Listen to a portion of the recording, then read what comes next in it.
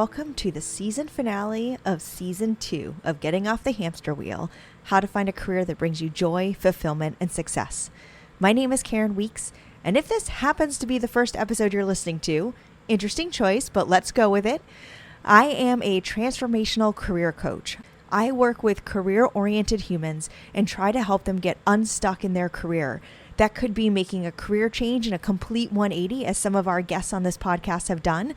Other times, it's just helping them recognize where they are feeling disengaged or unsatisfied and looking for some clarity in their career. And heck, sometimes even in their life. Often I will work with someone and we'll end up taking a step back and evaluating sort of what's going on in their life at the moment. And it may not even end up being about their career. And by the way, it could also be helping you find this next amazing opportunity in your own company, or maybe you've gotten that job and you're looking for some help in onboarding and really kicking butt in this new opportunity. It's all about transforming your career and making sure that you have an amazing career journey that's right for you at this moment in your life. And on this podcast, we tell those stories. Over the last 2 seasons, we have told stories of folks that have gone from totally unrelated careers like engineering to start to work to be a psychologist, or someone who was in accounting and then ended up in internal communications and marketing. But it doesn't have to be that extreme. It's folks who have actually found their passion and their purpose in side projects. It may be people who actually fell into something because they went through an experience and felt the impact directly, and they said, oh, maybe I can help others with this.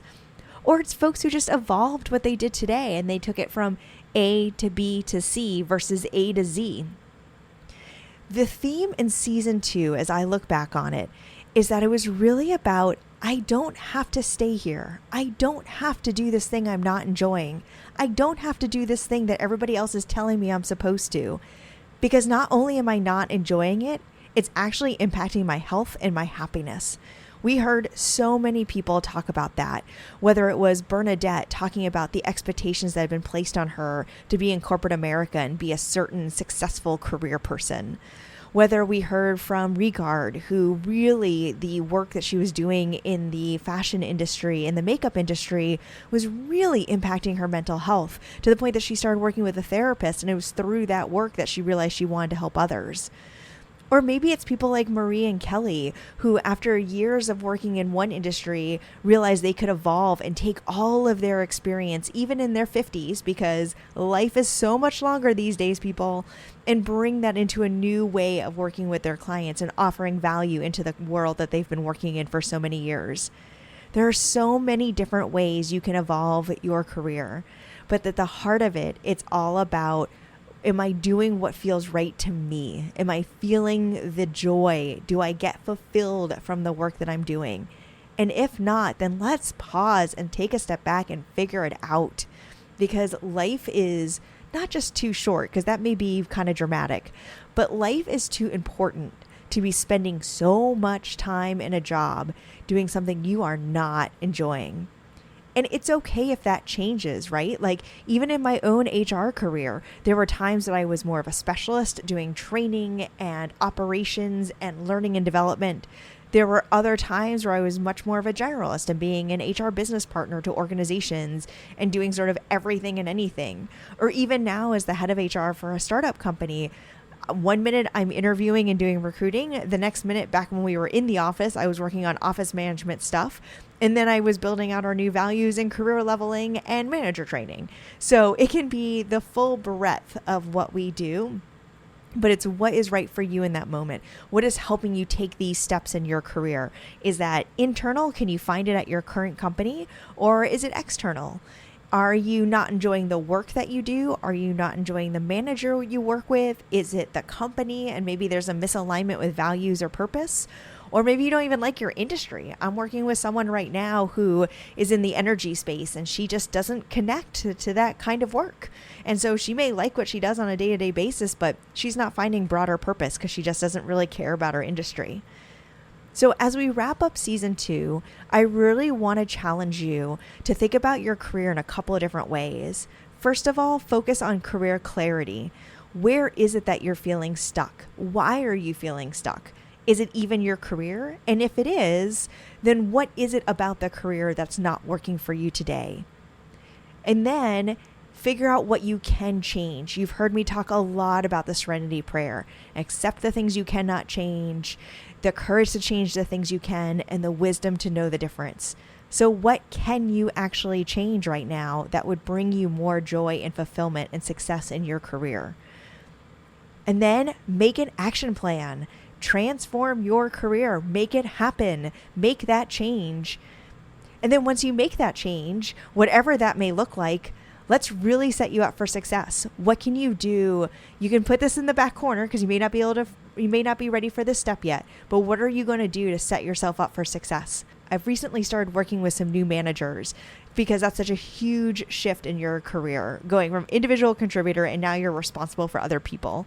And so we talk a lot about what it takes to actually be a manager. So they don't need to make a change. They've already made the change. And now I'm helping them make sure they are going to be the best managers possible.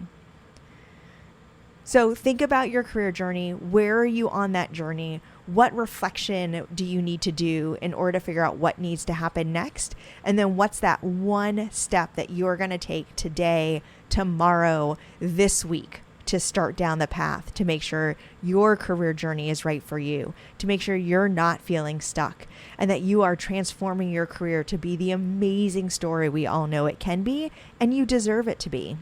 So I'm starting to record episodes for season 3. I'm really excited. We already have some amazing guests lined up. People who just reached out to me, so I don't even know them, which is awesome because I love hearing new stories and meeting new people. Some people come from this squad that I have met that you've heard me talk about, like the Charlotte connection. It continues, folks. I'm not lying. It continues. But everybody's navigating their journey differently, and I'm really excited to share their stories.